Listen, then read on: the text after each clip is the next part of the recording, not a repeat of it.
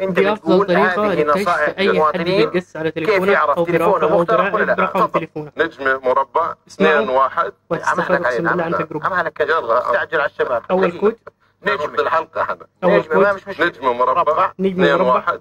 2 1 نجمة مربع نجمة نجمة مربع. مربع. يبقى أول اتصال. كود نجمة اتصال. مربع بعطيك 2 إذا في 1 عندك أي نجمة تجسس مربع. سواء مكالمات مفرودة ولا. طيب نجمة مربع نجمة مربع 6 2 6 2 مربع.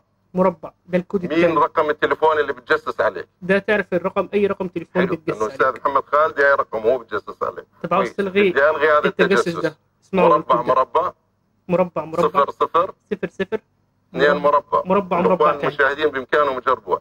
بلغي اي تجسس او ده اي بيلغي أي تصنت تجسسات. على جهاز موبايلك. على تليفونك. ايضا في بس جزئيه الناس الله يكون اللي متابع. هي أقسم بالله عن تجربة لا بتاعتي يعني منعت بالطريقة اختراق دي تليفوني 100%. ولا وقفت اختراق وقفت اختراق الناس يا ولا جماعة التصنت الحالي. اذا في عندك اي تعرف لو في أي حد مكالمات او بيتجسس عليها تجسس او أو براقب مكالماتك تليفونها بيتم ايقافه. الأكواد اليوم دي كيف بدي اعرف انا جهازي هتنفعه جدا وهتكشف مخترق له ولا أي لا حد او بيتجسس في عليه أو براقبه.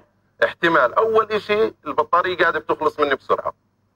انا شحنت وكان ياخذ يوم صار ساعة ساعتين وانه خالص. كويس. بعدين انا حاط الموبايل على الطاولة مسكته زي النار.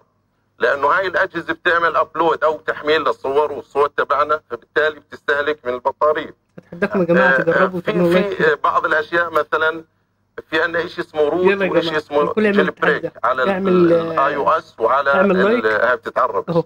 على الاندرويد. هذا شو بيعمل؟ هذا بيكسر كل حواجز السكيورتي على موبايلك. اذا تم هذا بدك ترمي الموبايل.